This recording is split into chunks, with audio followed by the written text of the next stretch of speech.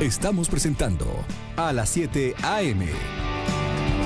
Vamos a retomar ahora la nota del empadronamiento y que este finalizó a lo largo del fin de semana. Vimos largas colas a las afueras de los distintos puntos para poder empadronarse por parte de la población guatemalteca. Pero según lo dan a conocer, 1 millón de personas menos de lo esperado se llegaron a empadronar. Pero para que nos amplíe un poco más este tema, tenemos la presencia de Leonel Escobar, quien es jefe de inscripciones del Tribunal Supremo Electoral. Bienvenido, muchísimas gracias por acompañarnos en Noticias a las 7 a.m. Mucho gusto. Muy bien. Buenos días, señor Escobar. ¿Qué pasó? ¿Qué pasó en este 2015 en comparación a lo más cerquita, 2011? Bueno, en primer lugar, salimos tarde a la actividad de empadronamiento. Esto porque al Tribunal Supremo Electoral no le fueron depositadas en el tiempo establecido el dinero prácticamente para llevar a cabo el plan de empadronamiento como se tenía contemplado. Pero además de eso, el plan de empadronamiento fue una actividad que se realizó en apoyo a la actividad que es permanente en el Tribunal Supremo Electoral. En las delegaciones, subdelegaciones y puestos de empadronamiento que se tienen constantemente abiertas, pues esta actividad es una actividad que se desarrolla a lo largo de todo el tiempo. Una vez finalizada una elección, continúa el empadronamiento para los ciudadanos. Muchas veces se piensa por parte del ciudadano que una vez obtenido el DPI ya quedó empadronado, y no es así. Obtienen el DPI y tienen que hacer prácticamente un segundo acto para poder empadronarse. La actividad desarrollada por el Tribunal Supremo Electoral fue un esfuerzo para la atención del empadronamiento, considerando que 3 meses antes de la elección el empadronamiento tiene que quedar suspendido para entrar a una etapa de la depuración del padrón electoral. Entonces se abrieron puestos de empadronamiento a partir del 15 de abril, pues sin mayores afluencias por parte de los ciudadanos. Luego se iniciaron las actividades de jornadas de empadronamiento en el interior de la República a partir del 15 de mayo. Se recorrieron 512 comunidades del interior de la República para llevar la mesa de inscripción a esas personas que viven en las comunidades rurales. Considerando de que en el mes de diciembre de 2014 se habían reportado por parte del RENAP en un plan conjunto, en una actividad conjunta que desarrolló el RENAP con el Tribunal Supremo Electoral, auspiciado por la OEA, se estableció que habían más de 2.400.000 personas que habían obtenido DPI y no estaban empadronadas.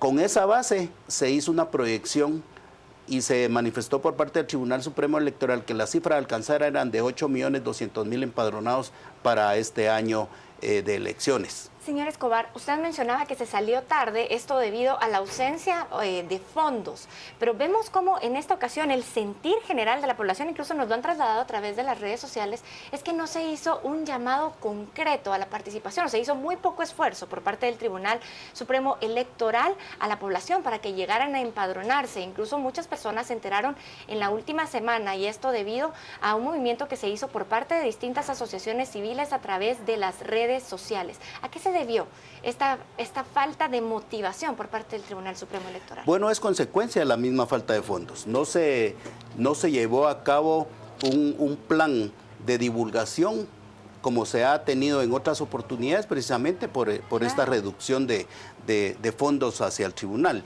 189 millones en una actividad tan importante como son las elecciones, sí tiene algún impacto en algunas actividades que no fueran desarrolladas, principalmente en la actividad de divulgación y orientación hacia los ciudadanos. ¿A quién responsabilizamos de esto, señor Escobar?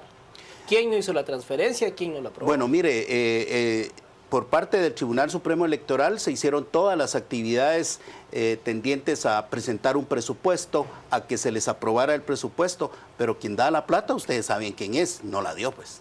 Así de sencillo. Bueno, el gobierno. O sea, esto es responsabilidad del presidente Otto Pérez Molina. Mire, yo lo que manifiesto es que el Ejecutivo tiene una organización, ¿sí? Y hay una persona que preside esa organización. hay ministerios que tienen la responsabilidad de proporcionar el dinero para que estas actividades, no solo las del Tribunal Supremo Electoral, sino que todas las actividades del Estado tienen que estar financiadas a través de un presupuesto que se plantea previamente y considerando que las elecciones las elecciones es una situación de Estado, es decir, no podemos postergar las elecciones. Las elecciones tienen que llevarse a cabo en el tiempo que está establecido en la ley electoral y de partidos políticos. Pero sin plata, miren, todos los planes se quedan en papeles. Yo recuerdo muy bien que el Tribunal Supremo Electoral incluso salió denunciando públicamente la ausencia de fondos para iniciar con todo ese proceso electoral, eso hace algunos meses. Pero luego dieron a conocer que recibieron un primer depósito y que con esto se empezó a comprar ya lo necesario para realizar las elecciones generales 2015. Con este dinero, con este primer depósito que se realizó, que no fue hace algunas semanas, fue aproximadamente hace un mes y medio, ¿no podría haberse iniciado a hacer este llamado al voto para tener un porcentaje más alto de personas empadronadas? Bueno, miren, hay una situación que es muy importante. Yo no quiero en esta oportunidad decir, miren, el ciudadano tuvo la culpa, porque no es así. Ante la observancia de la ley no se puede alegar ignorancia. Entonces, todos los guatemaltecos debemos de conocer cuáles son las leyes que nos rigen y dentro de ellas está la ley electoral y partidos políticos. Como repito, el empadronamiento es una actividad constante, no es la situación de que solo se da en el año electoral. Si hubo falta de divulgación, eso se comprende, no hubo la plata oportunamente.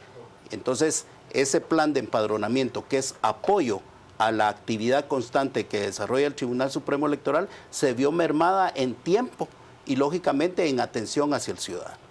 Ahora bien, en base a estos primeros números y estadísticas que nos comparte el Tribunal Supremo Electoral, uno puede concluir que los más jóvenes de este país no están interesados en el tema de los comicios. Mire, esa es la situación un poco lamentable. ¿Por qué razón? Porque el padrón electoral se nutre de la gente que está alcanzando la mayoría de edad. El padrón electoral es una entrada tiene flujos de entradas y salidas. La entrada son las nuevas inscripciones, las salidas son la depuración por fallecidos, los que están suspendidas en sus derechos, etcétera. Entonces, esos espacios que quedan dentro del padrón tienen que ser cubiertos por nuevos ciudadanos. Al 31 de mayo, por ejemplo, 9.908.380 ciudadanos están inscritos en un padrón puro, podríamos decir, pero a ese padrón hay que restarle todos los ciudadanos que tienen prohibición de votar, fuerzas de seguridad, el ejército, Policía Nacional Civil, Guardia de Presidios, Policía Municipal de Tránsito. Entonces, esos espacios los tienen que llenar los nuevos inscritos. Y si tenemos un padrón puro que posiblemente a la fecha última de empadronamiento se pudo alcanzar un poco más de 8 millones, a esos 8 millones le tenemos que restar a estos ciudadanos que tienen prohibición de votar y además restarle 750.000 ciudadanos que están inscritos únicamente con cédula de vecindad. Esto quiere decir que hay personas, presumiblemente, que no han obtenido su DPI por estar fuera del país, por ejemplo, ¿verdad? Claro. Que se empadronaron, ya nunca regresaron a Guatemala, no han obtenido DPI y también está dentro de esta situación ciudadanos que hubiesen fallecido y que en época que no era del RENAP, cuando las municipalidades tenían bajo su administración los registros civiles, no fueron reportadas. Imaginemos ahora qué puede llegar a pasar luego de las elecciones generales 2015 y tomemos en cuenta lo que ha pasado en elecciones anteriores, en años electorales anteriores. Y es que podemos decir que la cantidad de personas empadronadas, por ejemplo, los que sí llegaron, renovaron, actualizaron datos, por ejemplo, no las personas que, como usted mencionaba, se encuentran fuera del país, personas que se encuentran en Guatemala. ¿Igual número de empadronamientos es igual número de votos o cuál es el porcentaje de personas empadronadas que no llegan a concretar el voto? Bueno, aquí hay una situación, por ejemplo, el voto efectivo, puede haber mucha participación, pero el voto efectivo es una cosa y las personas que participan y no votan, no hacen un voto efectivo, lo anulan, lo dejan en blanco, etcétera, es otra. Aquí la participación, yo considero que viendo, digamos, las estadísticas de los últimos días de empadronamiento, hay un buen índice de participación. Es decir, consideramos nosotros que la gente quiere participar por esa masiva afluencia que se dio en los centros de empadronamiento. Ahora bien, en las elecciones, digamos, las últimas, 2011, prácticamente el abstencionismo, digamos, sí hubo participación, alcanzando casi un 69% de participación, pero hay personas que no acuden a emitir el sufragio. Ahora vamos a tener un padrón más depurado a una realidad. ¿Por qué razón? Porque vamos a omitir, vamos a quitar a todas aquellas personas que no tienen DPI, porque únicamente en esas elecciones se va a votar con DPI. Entonces, al tener esa cifra más real dentro del padrón electoral, los índices de abstencionismo pueden bajar y la participación en ese sentido va a ser mayor. Uno revisa acá los comentarios de nuestra audiencia y entre unos 3 o 4 comentarios se repite una misma idea de esas, digamos, leyendas urbanas electorales, de que los muertos siguen votando en este país. Esto para que nuestra audiencia se quede, digamos, un poco tranquila. Los mecanismos de seguridad en cuanto al padrón electoral para que no diga la gente que los muertos están votando. Pues. Mire, esa es es un tema que sale en todas las elecciones. A partir del año 93 alguien hizo ahí una fórmula matemática y dijo, en el padrón van a haber tantos muertos para las elecciones.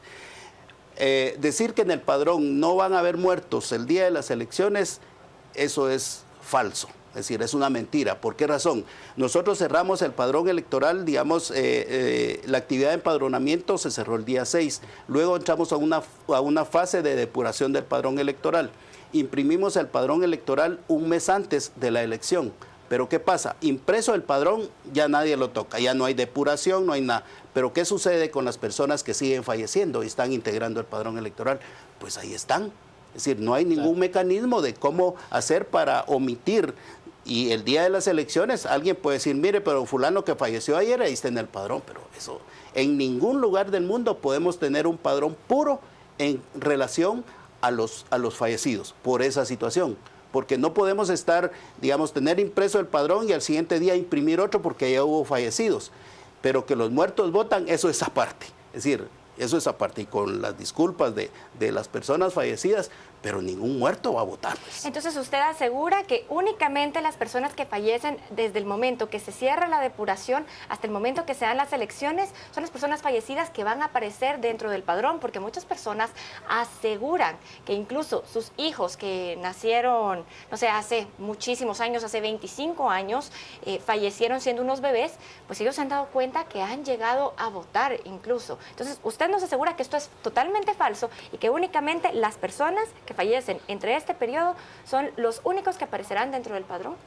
Sí, mire, Guatemala es un país rico en muchas cosas y muchas personas, extranjeros, viven en países aledaños al nuestro, quieren llegar a Guatemala, digamos, a superarse, a vivir en Guatemala, pero no lo hacen por los medios adecuados legalmente, ¿verdad? Residir, luego de residir, adquirir la nacionalidad, sino que lo que hacen es ver dónde obtienen un documento que les haga aparecer como que fueran guatemaltecos, es decir, adquirir la nacionalidad guatemalteca, digamos, tomando, digamos, una certificación de un fallecido.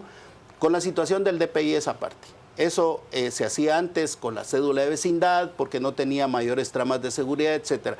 Pero hemos entrado a una etapa de un documento con más medidas de seguridad, que lógicamente esas medidas de seguridad lo que le dan también, digamos, se refleja hacia el padrón electoral. Entonces yo podría manifestarle que el padrón electoral es puro, que el padrón electoral lógicamente no va a tener algunos, digamos, personas que puedan estar en el padrón electoral que no tengan su documentación correcta. Hay muchas dudas, señor Escobar. Hay mucha gente que se pregunta, bueno, yo no fui a hacer el trámite, no me actualicé. ¿Qué pasa? Pero estoy empadronado. ¿Qué pasa? Nada, la persona va a votar. ¿Pero dónde? Sí, es una situación de que si yo participé en las elecciones del 2011 con cédula de vecindad, pero ya obtuve mi DPI, automáticamente el Tribunal Supremo Electoral le actualizó el número de DPI a esa persona al registro de empadronamiento. O sea, esas personas van a votar, van a estar en el padrón electoral porque son personas que están empadronadas. El acto de empadronamiento es un acto que se realiza una vez en la vida. Una vez le adjudican a uno su número de empadronamiento, eso le va a servir para todas las elecciones que se sucedan y se cancela esta inscripción, este número, cuando la persona fallece. O sea, las personas que participaron en el 2011 con cédula de vecindad van a participar en estas elecciones del 2015 con DPI. No se presentaron a actualizar sus datos, no hay ningún problema. El tribunal lo hizo de oficio automáticamente con la información que el RENAP le trasladó para que este dato del DPI, el número de DPI, fuera adjudicado de oficio en el registro de empadronamiento de las personas. La falta de llamado que se hizo a la población guatemalteca se reflejó en una serie de dudas, como Mario lo mencionaba, y es que muchísimas personas nos estuvieron escribiendo a lo largo de la semana preguntando si ellos tuvieron la cédula, lo que usted estaba mencionando, tenían que volver a llegar a empadronarse. Ahora hablemos de las personas que concretamente llegaron brevemente, porque ya no tenemos tiempo. La mayoría sí directamente llegaron a empadronarse, o varias personas, como otros años, reincidieron en creer que tenían que volver a empadronarse, pese a que ellos en algún momento ya lo habían hecho. Mire, la relación es 70-30. De 100, 70 se presentaron, ya estaban empadronados, solo fueron a decir, bueno, estoy vigente, y 30% era por primera vez. Y una pregunta más, ¿habrá reubicación de centros de votación? O, por ejemplo, si yo toda mi vida he votado en la zona 2, pero no me actualicé, ¿voy a ese mismo centro? ¿Van a sacar nuevos listados? Sí, la logística del Tribunal Supremo Electoral es mantener los centros de votación para no confundir a las personas. Es decir, si usted votó en la zona 11, ahí va a volver a votar. Sí hay que estar uno preparado y observar y estar atento a la información que el Tribunal Supremo Electoral en su momento va a publicar esa información, para que yo con mi número de empadronamiento, y yo sé que resido en la ciudad de Guatemala, me vean los listados de la ciudad de Guatemala y yo voy a votar cerca de mi domicilio si actualicé datos oportunamente, y si no, lo voy a hacer en el mismo centro que lo hice en las elecciones pasadas. ¿Y desde qué momento podemos esperar ya esta información por parte del Tribunal Supremo Electoral? A partir de agosto. ¿Por qué razón? Porque un mes antes de la elección queda el padrón impreso y depurado, y es en ese momento cuando sabemos en qué lugares nos corresponde emitir el sufragio. Bueno, muchas gracias al señor Leonel Escobar del Tribunal Supremo Electoral, encargado de todo este tema del padrón electoral, por haber estado con nosotros. Muchas dudas, Carolina, de la audiencia, muchas preguntas. Tratamos de concretizar en algunos comentarios y encerrar las ideas que habían planteado, pero queda claro de que si yo no me moví de mi casa el pasado fin de semana, y si ya he votado en otras elecciones, lo puedo hacer. Así es, y también que podemos continuar empadronándonos, pero si no lo hicimos a lo largo de esta semana, finalizando el día sábado, podremos votar hasta en las próximas elecciones. Pero nos vamos ahora a una pausa. Al volver, más información.